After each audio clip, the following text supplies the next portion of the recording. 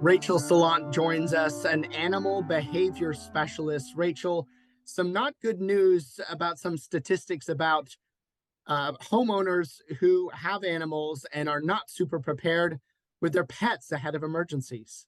Yeah, the recent survey just came back, and approximately 52% of pet owners in Texas have a plan in the event of emergency, and 48% do not. So we're split about half and half there. We certainly deal with our share of severe weather. What a pet owner should do ahead of bad storms.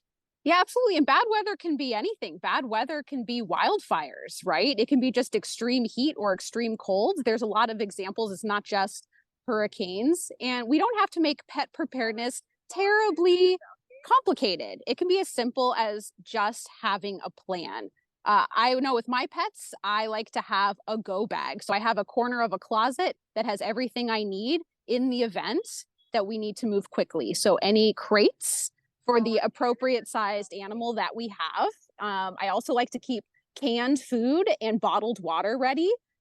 With bottled water, I like to have vessels for the animals to be able to drink out of. So that could be a Lixit bottle, or it can be an open bowl, a nice small one. It doesn't have to be a big one.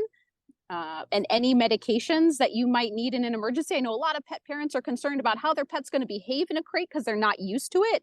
So you could ask your vet for just one or two doses of a calming medication to have in your go bag in the event you need to move quickly. Is there a rule of thumb with how frequently you should take breaks if you have to travel with your pet in your car to get away from whatever situation you're in? It really just depends on the pet. Just like if you have children, some are really great in the car and others may need more frequent breaks. It depends on how often they travel in a car. Are they used to it? Some people travel with their pet all the time. You're always going to dog parks or things like that.